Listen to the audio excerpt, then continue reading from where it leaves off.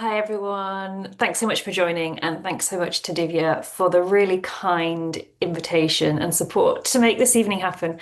I'm Sarah, and I'm so sorry I can't be with you live this afternoon. Divya would have explained, I'm quite sure. We have, however, been quite creative in thinking about how to still make this work. So, what we're going to do is give a short presentation from my side, and then Divya very kindly will help facilitate, animate some of the conversations so that I'm sure you'll still have a really valuable session together. So, as said, my name is Sarah. I run a coaching business called The Quiet Catalyst. And this was born off the back of a 20-year corporate career, which I loved working in some big international healthcare organizations as a marketeer. But as a quieter, more reserved person, which I later found out is called an introvert, I often struggled. I struggled a lot with keeping pace, keeping up with somebody else's rhythm that was the culture of this always on organization and always on world. And as I progressed in my career, that got harder and harder. And I was often curious about why am I always so worn out? And probably a few times in my career, I was getting to the point of near burnout too. And I said, this learning of, I'm an introvert. And this means that I really get my energy from alone time and being with big groups of people, being in an always on, noisy, busy, bustling environment is extremely draining.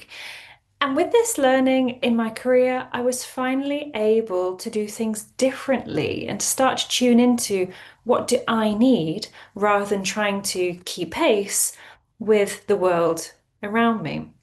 So about 2.5 years ago now, I was quite happily made redundant. It was really my time. And I went on a bit of an adventure and ended up writing a book called Quiet Catalyst, The Introvert's Guide to Thriving in Your Career. It's been a really joyful and amazing experience. And tonight's presentation is based on some thinking from that book, which has, of course, grown in the last year and a half since it was published as I've been coaching more introverts and discussing with more people. So, today I'm keen to share with you three key ideas behind all of this. We have the energy audit, the energy bank account, and also an idea about having an energy-led schedule. So, let's dive in. The first idea about energy audit comes from the fact that, especially in Britain, we're very good at asking, how are you? And we just very quickly reply, yeah, not too bad. Yeah, I'm all right, thanks. And as coaches, of course, we know there's a lot more beneath the surface of that question and that answer. Sometimes I like to use with clients, as I'm sure you do as well, these sorts of pictures. So an emoji diagram, for example, or have a really funny one about different pictures of sheep in all kinds of different states. Sometimes just creative photographs to check in, like how are you actually feeling? And I love to ask people more and more, but how is your energy? How is your energy today? How is your energy today versus how do you think you should be? And checking in around, are we talking about physical energy? Oh, I'm so tired. Are we talking about mental energy? My head is so busy. Are we talking perhaps about emotional or spiritual energy? Let's get specific when we check in and ask, and get used to asking about ourselves as well. I call it this kind of pulse check. How is my energy today? And how do I think it should be? And what does it need to be? So often that delta, that difference, is what causes some stress and pressure in the system of I just don't have enough. I don't have enough energy to be performing as I think I should. And of course, as coaches, I think we'd all like to ban that word should, yet it comes up in our mindset so often, doesn't it? Then the other thing that I'm curious to explore with you is thinking around how that energy impacts how we show up in the world and also how we're perceived. So, if our energy is high and we're feeling good, naturally we're much more open, much more upright. If our energy is low, we become closed, we become down looking and low. And what does this mean? Well, it also means that that sends out a signal to the people we're interacting with. And energy is contagious. Energy is contagious. So if I show up looking open with an upward current of energy, guess what? The person coming my way has that same feeling. If I'm low and I'm closed in, guess what? The same happens. Energy is contagious, and we get this upward spiral or downward spiral that can hang heavy or uplift us. And this also then impacts our confidence. Confidence, I love this definition around confidence is the belief that I can and the trust that I will. The belief I can, the trust I will. And I find this such a helpful explanation of confidence because it's that inner piece of how do I feel, but what will I do with it? And that for me is a really important understanding that's fundamental to our conversation about energy and why that's so important for this end of year crescendo that we're likely all facing. Work gets busy as coaches. Clients might be booking in more for end of year conversations. Socially, we get busier, which as an introvert has its challenges. Um, and we need to manage that energy and manage that confidence to help us keep moving forward in a way that projects that energy, projects that confidence, and helps to uplift both ourselves and others around us. The second idea I want to share with you today is the idea of an energy bank account. And this might already be quite a familiar idea for you, or perhaps it's just a refresh, reminder, or even a reframe of something you already have worked with, you already know. Energy within ourselves is constantly being either withdrawn or deposited. It's this constant flow of in and out, in and out. We're always craving, aren't we? That perfect balance where everything is just fine. But of course, it's much more dynamic than that. There are things that boost us, things that we enjoy, things that bring us that energy, and things that absolutely drain it, that absolutely drain it.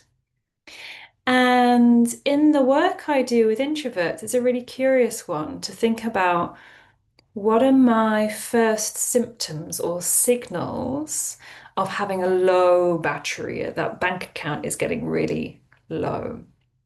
Because often we're so busy running, running, running, we don't take the time to notice. Again, we're not doing that pulse check that I spoke about before. So as we are galloping through life, just to take that step back for a minute and think about, what am I noticing that I'm slipping into some habits or some things are starting to happen that, not how I would really like to be showing up. And for many of the introverts I work with, there are a number of things, but just two to touch on today. One is this feeling of being completely peopled out. As said at the beginning, introverts will seek to recharge by retreating. And that dopamine in the brain is being released as we're in busy, bustling environments. It's true of everybody. But introverts being more sensitive to that dopamine means that much more quickly we'll get overwhelmed and need that distance.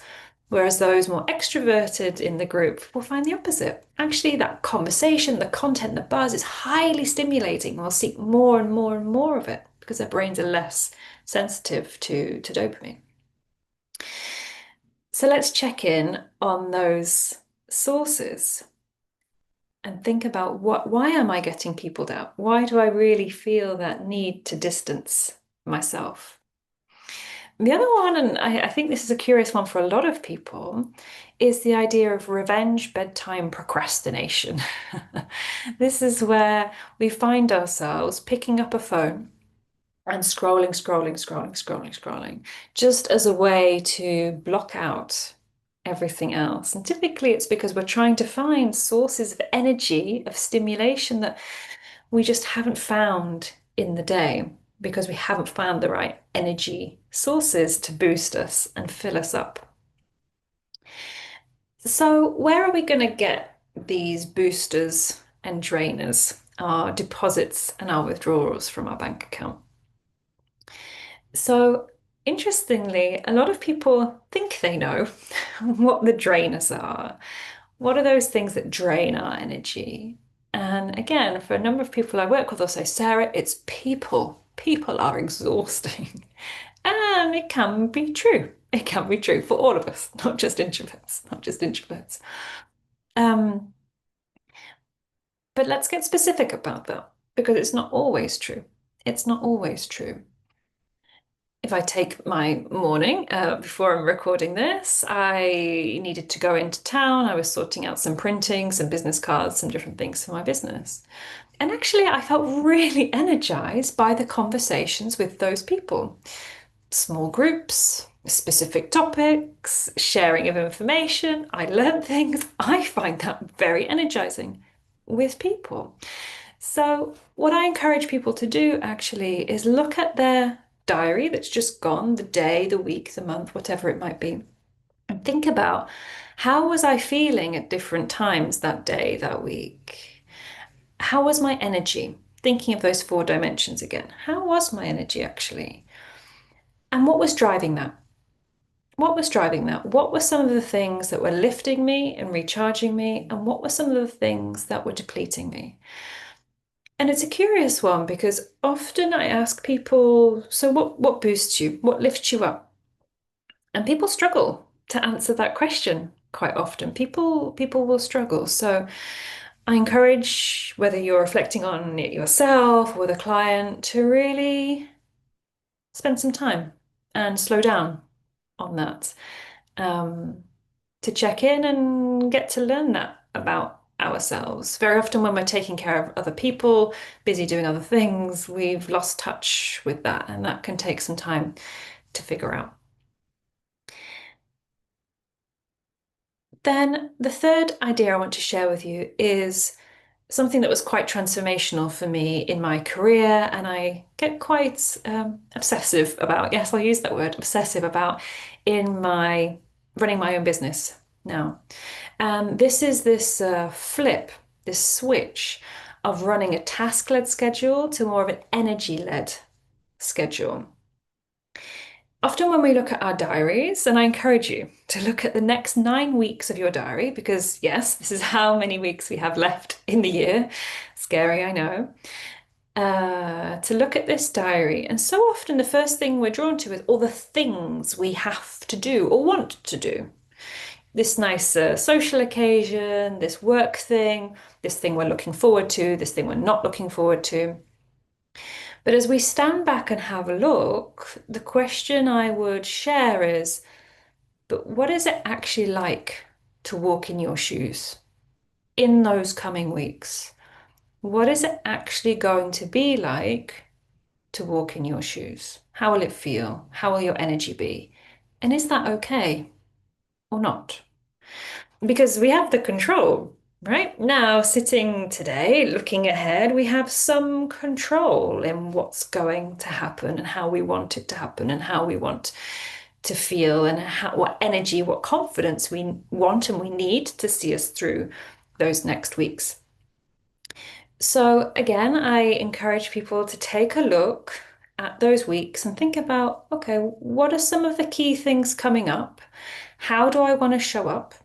What does that mean? I need my energy to be. Where does my confidence need to be?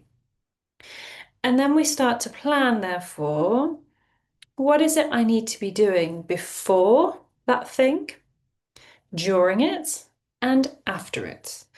I spent way too long in my previous career just focusing on the recovery afterwards, doing big things, big scary, big scary things which I knew would drain me, but I did nothing about it. I would sprint into them, head in the sand, do the thing, completely exhausted. And then guess what?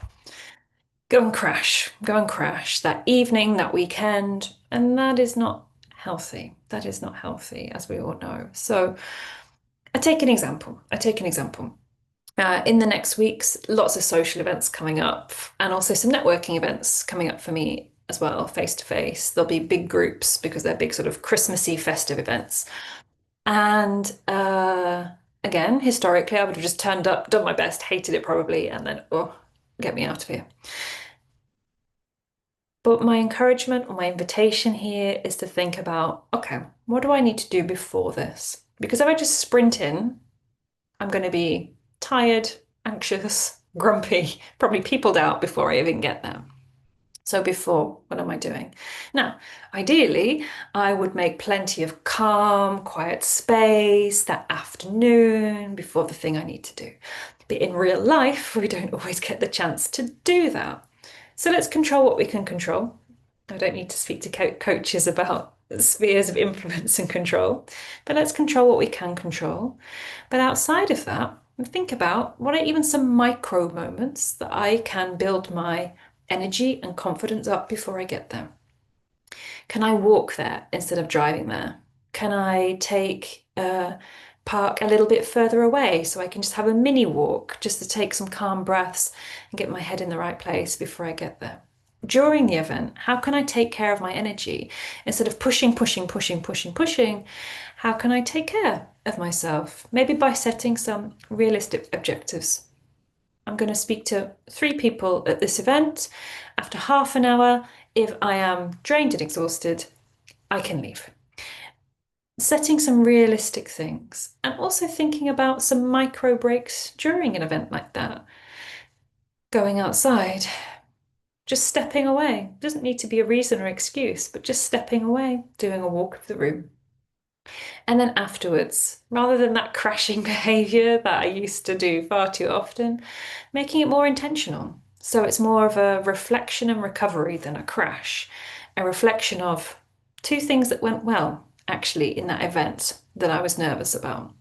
2 things that went well, and 1 thing that I could potentially do better next time. And what might that look like?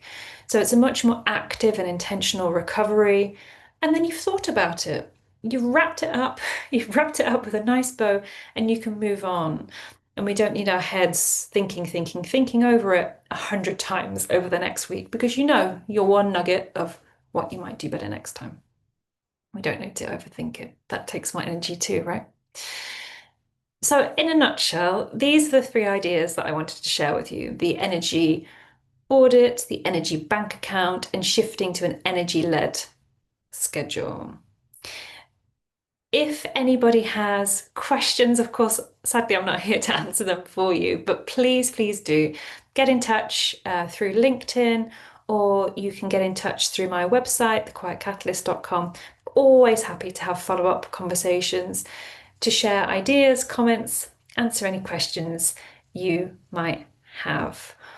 So I'm really hoping today shared some fresh thinking or maybe a reframe on some ideas you already had, thinking about how you can manage energy just a little bit differently in this end of year rush, and how that can really help to build your confidence in this challenging, busy time as well.